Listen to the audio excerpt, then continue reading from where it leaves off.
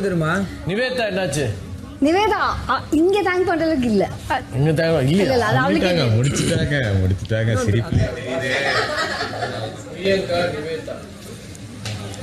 இந்த டாஸ்க்கை நமக்கெல்லாம் கொடுத்த ரஞ்சித் அண்ணனுக்கு முதல்ல பெரிய நன்றி. நான் ஆரம்பிக்கும் போது எப்படி போகும்னு தெரியல அப்படின்னு நினச்சேன். பார்த்தா ரொம்ப நல்லா இருக்குது. உங்கள் எல்லாருக்குமே இந்த வீட்டில் நம்மளோட பயணித்த 24 பேருக்குமே நன்றி. ஏன்னா இந்த மாதிரி ஒரு ஆள் கூடலாம் இருக்குன்னா பெரிய சைப்புத்தன்மை வேணும். அவங்க எல்லாருக்கும் ஒரு பெரிய நன்றி. நான் ரொம்ப நன்றி உணர்வாக இருக்குன்னு நினைக்கிற ஆள் எப்போதுமே. நம்ம வாழ்க்கையில் எப்போதும் ஒரு படி ஏறணும்னாவே நிறைய பேர் நமக்கு அதுக்கு கை கொடுத்து தூக்கி விடுவாங்க. இல்லைண்டா யாருமே எவ்வளோ பெரிய ஆளாக இருந்தாலும் யாருமே இல்லாமல் வர முடியாதுன்னு நினைக்கிறேன். முதல்ல என் மொழிக்கு நான் நன்றி சொல்லணும்னு நினைக்கிறேன். ஏன்னா அதே சோறு போடுது. எனக்கு ஒருவேளை சோறு போட்டாலும் அவங்களை நான் மறக்கவே மாட்டேன். சாகந்தொட்டி நான் வச்சுக்கிருவேன். அப்படி எனக்கு சோறு போட்ட நிறைய பேர் இருக்கிறாங்க. நான் யார்ட்டையும் காசுன்னு உருவாக்கி எப்போ இன்னதே கிடையாது. 26 வயசில் எனக்கு கடனே கிடையாது. நான் யார்ட்டையும் ரூபா கடை வாங்கினது கிடையாது. சாகந்தொட்டி வாங்கவும் மாட்டேன். கண்டிப்பாக கொடுப்பேன். கடன் வாங்காத ஆள் நான். ஒரு யாராவது இப்போ சத்தியாவோ யாரோ கடன் கேட்டால் கூட அந்த கடனை கொடுக்க முடியும்னா முடியும்னு சொல்லுவேன், முடியாதுன்னு சொல்லுவேன். ஆனால் கடன் கொடுக்கும்போதே ஒரு விஷயம் மைண்டில் வச்சுக்குவேன், திருப்பி வராதுன்னு சொல்லி தான் கொடுப்பேன். எனக்கு தெரியும் திருப்பி வராத கடன் அப்படின்னா அந்த கடனை இல்லைன்னு சொல்லி தவிர்த்துருவேன், தவிர இருந்தால் கொடுத்துருவேன். இப்படியான ஒரு ஆள். அம்மா அப்பாவுக்கு நன்றி, மொழிக்கு நன்றி. ஒவ்வொரு நேரம் சோறு போட்ட நிறையா மனிதர்கள் இருக்காங்க. ராமநாதபுரத்தில் ஒவ்வொரு ரூபாய்க்கும் சோத்துக்கு சிங்கி அடித்த காலத்தில் கூப்பிட்டு பெத்த புள்ள மாதிரி சோறு போட்ட ராக்லான் மதுரம் சார், பிரின்சியம்மாவுக்கு நன்றி. கோவிலில் தவறிட்டார் அந்த மனுஷன், இப்போ இல்லை. இங்கே சென்னைக்கு சும்மா கிளம்பி வந்து எந்த நம்பிக்கையும் கிடையாது. அப்போ அவர் கோட்டை கொடுத்து போட்டுக்கடான்னு சொல்லி ஒவ்வொரு படியாக கைப்பிடிச்சு தூக்கி விட்ட ஆலிவர் கோல்டுக்கு சாருக்கு நன்றி. அதுக்கப்புறம் எனக்கு சோறு போட்ட ஷியாமலாக்கா, அதுக்கப்புறம் நிறைய அருண் அண்ணன், ஜோசப் அண்ணன், இப்படி எந்த எதிர்பார்ப்பும் இல்லாத எல்லாருக்குமே நன்றி சொல்ல நினைக்கிறேன். ஒரே ஒருத்தருக்கு இந்த ஒரு குற்ற உணர்ச்சி இருக்கும் வாழ்க்கையில் எல்லாருக்கும். அதை இறக்கி வைக்கிறதுக்கு வழியே தெரியாது. ஒருவேளை இது அதுக்கான ஒரு வாய்ப்பாக இருக்குமோன்னு நினைக்கிறேன். என்னை ஒரு 15 வயசுலேருந்து தெரிஞ்ச பொண்ணு நான் சாமின்னு கூப்பிடுவேன். நல்லா தெரியும். ஒரு ஒரு ஒரு பையன் பொண்ணு நட்பு ஒரு கட்டத்துக்கு மேலே ரொம்ப புரிதலாக வரும்போது நேசமாக மாறுறது இயல்பு தானே. கல்லூரி படிக்கும்போது எந்த நம்பிக்கையுமே இல்லாத ஒரு ஆளாக இருப்பேன் நான். இவன்கிட்ட என்னடா பார்த்தாலே தெரியும் இவன்கிட்ட என்ன இருக்குது, இவன்ட்டெல்லாம் ஒன்றுமே கிடையாது அப்படிங்கிற ஒரு ஆள் முத்துக்குமரன். அப்பா அம்மாட்ட பெருசாக வாங்குறது கிடையாது. சொந்தமாக ஒரு பழைய ஃபோனு, பர்ஸு ஒழுங்காக இருக்காது. ஒரு ஓட்டலக்காடான ஒரு ஆள். எனக்கு என்ன தேவை, எனக்கு காசு பணம் தேவை கிடையாது. நான் யார்ட்டையும் எதுவும் நிற்க மாட்டேன். ஆனால் ஏதோ ஒரு இடத்துல உன்னால் முடியுங்கிற வார்த்தை யாரோ ஒருத்தர் சொல்லணும்னு ரொம்ப ஏங்குவேன் நான். யாரோ ஒருத்தரே உன்னால் முடியும்டா, அதெல்லாம் நீ வந்துருவடா, இப்படி யாராவது ஒருத்தர் சொன்னால் நல்லா இருக்கு. யாரும் சொல்ல மாட்டாங்கல்ல அவ்வளோ ஈஸியாக வந்து உன்னால் முடியும். யாரும் சொல்லுவா? கூட நண்பர்கள் அப்படி அடையாளப்படுத்த மாட்டாங்க. ரொம்ப முக்கியமாக இருந்த அஸ்வின், அந்தோனின்னு 2 நண்பர்கள் கடந்த 14 வருடமாக இப்படி ஒரு பைத்தியக்காரனை சகிச்சுக்கிட்டு இருக்கிறவங்க 2 பேருக்கு நன்றி சொல்ல நினைக்கிறேன். இந்த பொண்ணு வந்துட்டு நிறைய தேத்துனாங்க. அது போகுதுவா நிறைய சொன்னாங்க.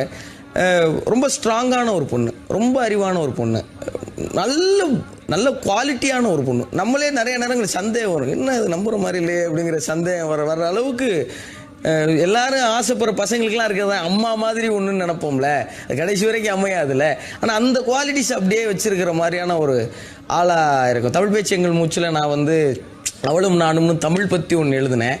அது அந்த கவிதை முடியும் போது தான் அது மொழின்னு ஒரு நடுவில் பூரா அது பொண்ணுக்கானதாக தான் இருக்கும். இங்கே தான் அந்த உண்மையை உடைக்கிறேன். அதில் பாதி தமிழும் பாதி அந்த பொண்ணும் தான் இருக்குது.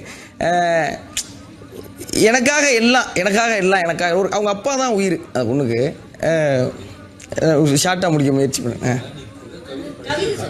இல்லை தமிழ் பேச்சுங்க, அது 3 நிமிஷம். நான் அப்புறம் ஒரு நாள் பேசி காட்டுறேன். அது நான் பேசி காட்டுறேன்.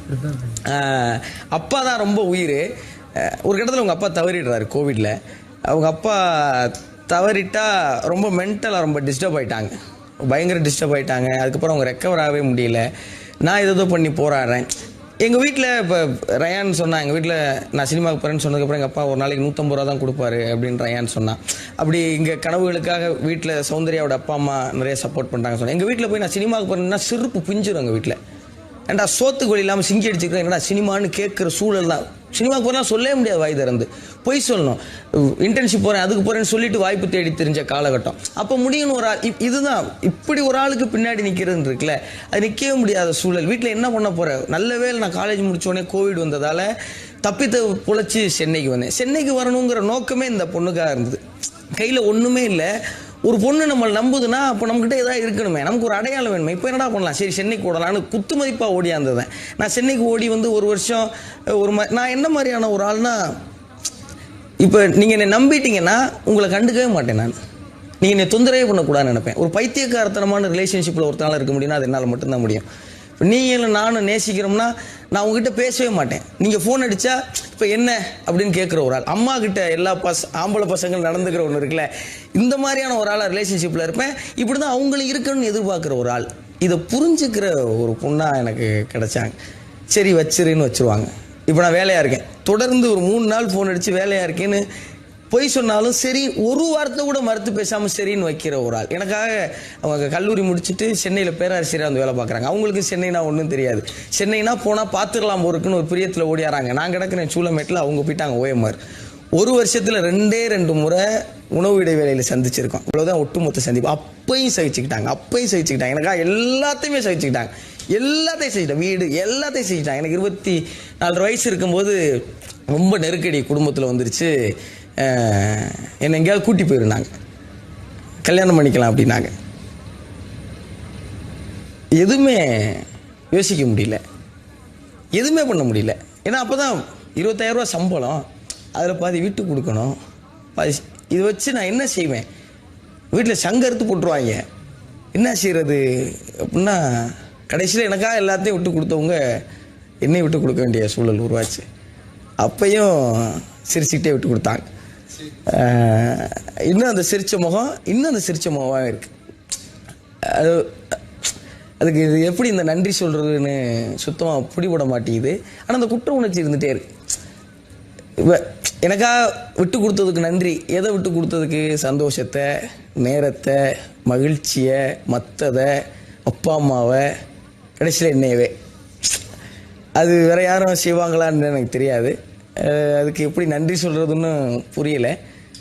ஆனால் காலந்தொட்டு நன்றி கடனாக இருக்கணும் அப்படின்னு நினைக்கிறேன். இந்த நேரத்தில் என் சாமிக்கு நன்றி. ஆமாம், இன்னும் ரொம்ப நாகரிகமாக அது நான் மறுபடியும் சொல்லணும்.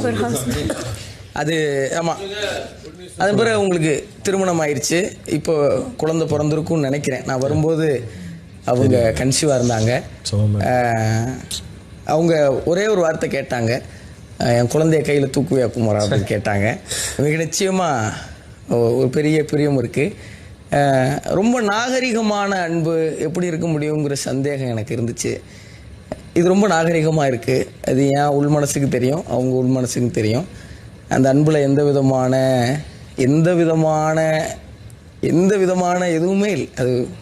அதான் சொல்லிட்டேன்ல, எங்கள் அம்மாவுக்கு பிறகு நான் பார்த்த ஒரு பரிசுத்தமான எதிர்பார்ப்பு இல்லாத அந்த சாமிக்கு அன்பு வாழ்த்துக்கள். சூப்பர். அவங்க எப்போதும் நல்லா இருக்கு. வாங்க அடுத்த ஆள் வா. டிபி அப்ப நீ தானே வா. முதல்ல கதை. நீ போ. ராணவ் வா.